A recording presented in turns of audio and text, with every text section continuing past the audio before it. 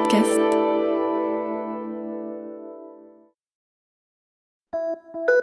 Salut, c'est Clara de Lina. Cette semaine, dans La vie d'avant, je vous emmène à la rencontre de La Houpa, une chanteuse fantaisiste qui a eu son heure de gloire dans l'entre-deux-guerres. On est en 1985 et cette Parisienne de 85 ans n'a rien perdu de son énergie débordante qui l'a fait connaître. Avec sa gouaille typique des faubourgs parisiens, elle nous transporte dans les années folles où elle performait comme artiste de music hall, un genre très populaire à l'époque. Malgré les mœurs parfois douteuses du milieu, elle a réussi à mener sa carrière tout en restant fidèle à ses principes. Qui êtes-vous ? Comment qui je suis ? Je suis moi. Je suis né le 29 mai 1900, c'est-à-dire que, si vous voulez bien compter, j'ai 85 ans et 3 mois et demi, quelque chose comme ça. Alors je crois que votre anniversaire, il a eu lieu il n'y a pas tellement longtemps. C'est l'occasion peut-être de vous souhaiter un bon anniversaire. On me l'a souhaité le 1er juin avec une grand-messe à Notre-Dame, au cœur de Notre-Dame de Paris. Et puis ensuite, il y a eu un repas dans un restaurant parisien vers la gare de l'Est. Je ne dis pas le nom parce qu'il ne faut pas faire de publicité à la radio d'État. Alors dites-moi, La Houpa, vous êtes une célébrité. Vous l'avez été longtemps sur les scènes françaises et même à l'étranger. Ici, nous sommes chez vous, rue du Faubourg-Saint-Denis, exactement. Ah oui ? Alors, depuis 1920, vous êtes sur les planches. Mais j'y étais tout le temps, moi. À l'école, au patronage, tout le temps, quand il y avait besoin de quelque chose, on faisait appel à moi, parce que moi, j'ai une nature, qu'est-ce que vous voulez ? Et moi, j'estime qu'un artiste, quand il a été amateur, automatiquement, il a tout pour lui. Parce qu'il a ça dans la peau, et moi, je l'avais dans la peau. Je chante depuis l'âge de 2 ans et demi. Bon, alors il y a quand même eu un jour, là, ou pas, où quelqu'un vous a remarqué, ou bien vous avez eu beaucoup de culot, vous êtes allé voir quelqu'un, vous avez dit « Écoutez-moi, je veux chanter, il faut m'embaucher ». Comment ça s'est passé au départ ? Oh là là, dans ce temps-là, vous savez, c'était assez difficile. J'ai travaillé, moi, depuis l'âge de 13 ans. J'ai fait beaucoup de métiers. Et puis alors, quand je me suis rendu compte qu'on me demandait dans des maisons, dans des cinémas, je me suis dit, je vais pouvoir gagner ma vie. J'ai donc arrêté mes métiers où je gagnais ma vie. Et puis, en 1920, c'est-à-dire 1920-1921, ma marraine était Suzanne Quentin, l'auteur de L'âme des roses. Et elle travaillait beaucoup avec René de Buxeuil, qui était l'auteur de la musique de L'âme des roses, et elle avait fait les paroles. Et puis lui, il avait fait la chanson des yeux clos. J'ai perdu la lumière et je garde dans mon cœur la vision première des femmes et des fleurs. Enfin bref, c'était des grands amis, et ma marraine fut Suzanne Quentin, qui m'a baptisé La Houpa. Alors, elle avait de grosses relations auprès des ministres, et quand il y a eu le poste de Radio Tour Eiffel, où les gens avaient les postes à galène, et ça venait de Radio Tour Eiffel, c'est-à-dire qu'il y avait un petit bâtiment au pied nord de la Tour Eiffel, je me rappellerai toujours, un jour il pleuvait, je chantais, on a mis un parapluie au-dessus du pianiste et un parapluie au-dessus de moi, parce que le pauvre studio, il prenait eau de toutes parts. Il y avait les chroniqueurs, il y avait notre brave et regretté Georges Delamarre, que j'ai très très bien connu. Puis alors après, j'ai fait la télévision expérimentale en 1931. Alors c'était au 107 rue de Grenelle. Et alors là, il y avait des maquillages, c'était pas croyable. Il y avait les lèvres en noir, on mettait du verre sur les joues, mais c'était fou. Et puis alors, il y avait des manches à air dans le studio, puis il n'y avait pas de protection sur les lampes. C'est-à-dire qu'on appelait ça, je sais pas moi, des lampes avec le charbon, je sais pas comment ils appelaient ça. Moi, je suis pas technicienne dans cet objet-là. Et les manches à air vous faisaient soulever les robes. Alors moi, qui prenais mes robes de scène pour chanter, et alors les techniciens me disaient, ils ouvraient là un petit Judas en verre, puis ils disaient « Là ou pas, retenez vos robes !» Je pense bien, ça s'envolait. J'avais des robes de 6-7 mètres de tour avec des volants. Alors tout ça, ça volait. J'étais obligé de tenir mes robes. Alors, je grillais par-dessus. Et puis j'avais de l'air par en dessous. C'était comme ça la télévision. Moi, je peux dire que je suis une pionnière. Et puis de la lumière noire, au Grand Palais, tout ça. Enfin, bref, j'ai fait tout ce que j'ai pu dans mon métier. Moi, la chanson, ça a été le but de ma vie. Alors dis-moi là ou pas, vous nous parlez de la télévision expérimentale, de la radio au pied de la Tour Eiffel, et quelle anecdote sous la pluie. Alors il y a la scène aussi quand même, il y a les planches. Ah, ben ça, les planches, ça n'empêchait pas. Je continuais quand même de travailler. Oh là là, ben je pense bien. Je me rappellerai toujours mon premier contrat en dehors de Paris. C'était à Reims. Un cabaret, ma foi, qui était bien, J'aimais pas les cabarets. Moi, j'en ai fait 3 dans ma vie, rue Fontaine, et puis un autre, je sais plus où. J'ai pas fini mon engagement. Ah non, non, non, moi, je ramenais toutes mes photos, tous mes trucs, là. Oh non, parce que un gars qui est à moitié poivre, il vient vous dire alors on en fait une. Moi j'ai dit mais moi je suis là pour chanter, monsieur. Je suis une vedette de la chanson, je suis là pour chanter. Et alors, c'est pas une raison pour faire ta bille gueule.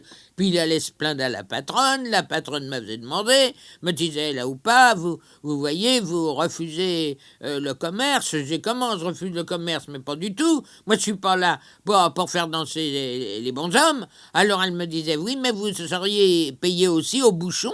Quel bouchon? Ben, dit, vous savez bien que vous avez 5 francs par bouchon de champagne. Ah, ben, j'y manquais plus que ça, alors, que je travaille au bouchon. Non, non, non, j'ai dit, madame, oh non. Elle me dit, j'avais su, je n'aurais pas engagé. Ben, je dis, mais j'avais su, je serais pas venu. Alors, vous avez mon contrat? Oui. Eh ben, je sortais mon contrat de mon sac, puis je dis, d'un commun accord, rouf, pof. Allez, terminé. J'appelais un taxi, je faisais décrocher mes cadres, et puis je revenais. Je n'ai jamais fait dans Paris, j'en ai fait 3. Ben, j'ai jamais été au bout du cabaret. Tandis que là-bas, à Reims, c'était pas pareil. Les gens venaient. Alors là, c'était tous mes premiers débuts. Vous savez, c'est une rue d'école d'être comme ça. Maintenant, je comprends les cafés-concerts, les cafés-théâtres, vous appelez ça aujourd'hui, hein, Francis. Alors, les cafés-théâtres d'aujourd'hui, parce que c'est une très très bonne école pour celui qui veut faire le métier d'artiste. Mais dites-moi, à l'époque où vous chantiez là ou pas au tout début, il n'y avait pas de micro, il n'y avait pas toutes les conditions techniques d'aujourd'hui, c'était autre chose. Non, il n'y avait pas de micro. Moi, j'ai fait 7 ou 8 fois l'ancien Trocadéro de Paris. Il y avait 4000 places en largeur. Et 4000 places, c'était quelque chose, vous savez. Eh bien, le piano était sur la scène, là. Mais des fois, quand on était dans une salle, le piano était dans la fosse, on voyait même pas le pianiste, on y apercevait que son crâne ou ses cheveux si c'était une pianiste, mais c'était dur, on était tout seul à se défendre avec ses sentiments. Alors moi, c'était la gaieté. Il fallait que je les voie rire. Hein, que je les entende rigoler, comme on peut dire en titi parisien, en mon langage. Eh bien, alors à ce moment-là, je disais, oh là là, ce que je suis contente, ils ont bien rigolé, tout ça. Alors je faisais des triomphes, mais c'était fantastique. Les gens ont toujours eu envie de rire. C'est beaucoup plus difficile de faire rire que de faire pleurer, vous savez. Ah oui, et moi je suis, je ne sais pas, ma vie, ça a été... Oh, la chanson, pour moi, c'était quelque chose de formidable. Et je faisais 4 fois par an Bobino, 4 fois par an l'Européen, 4 fois par an le Petit Casino, la Cigale. Évidemment, quand on avait du succès, bien sûr. Le Cœur Sale, l'avenue de Clichy. Mais à chaque fois, il fallait changer de chanson. Dites-moi, votre carrière démarre vraiment en 1920, là ou pas? Ouais. Quelle a été la grande époque de gloire, la plus grande époque de votre carrière? Ah ben, c'est en 1936, quand j'ai été reine des 6 jours. Ah là, c'était au Veldiv, rue Nélaton.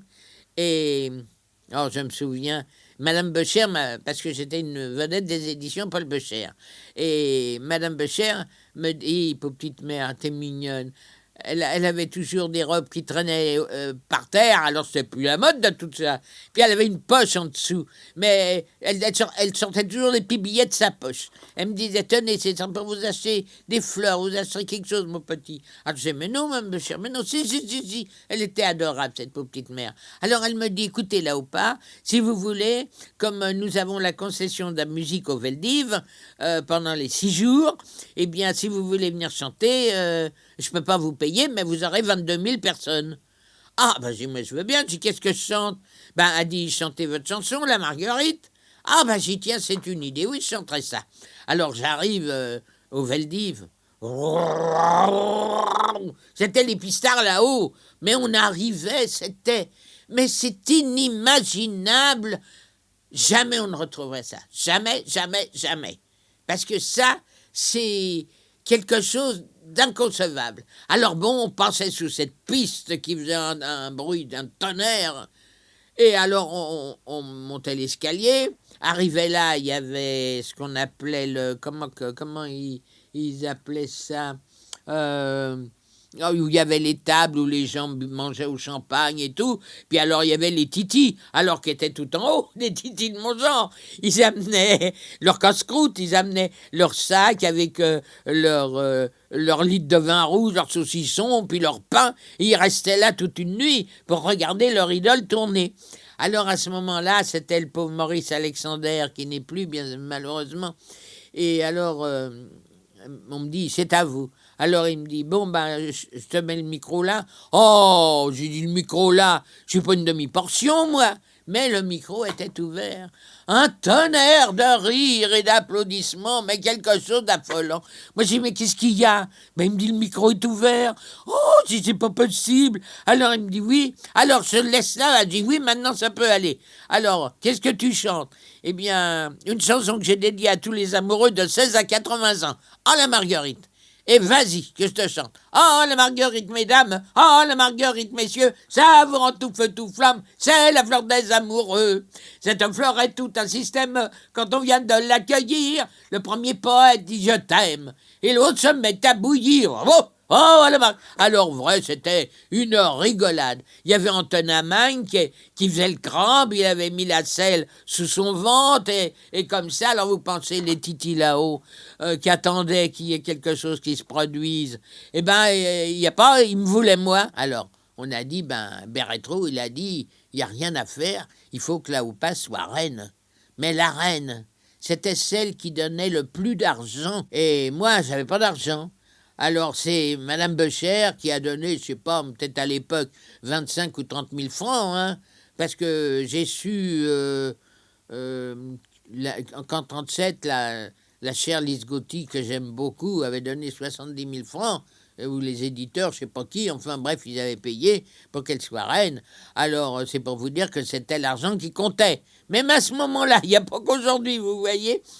Et alors on disait, bon, une prime de 3 000 francs est offerte par la vedette des éditions Paul Becher, la Oupa. Et alors tout le public reprenait, la Oupa. Merci d'avoir écouté cet épisode. S'il vous a plu, partagez-le et abonnez-vous pour ne rater aucun nouvel épisode. Je vous retrouve la semaine prochaine pour une nouvelle rencontre dans la vie d'avant. En attendant, vous pouvez écouter d'autres récits en archive sur Ina Podcast.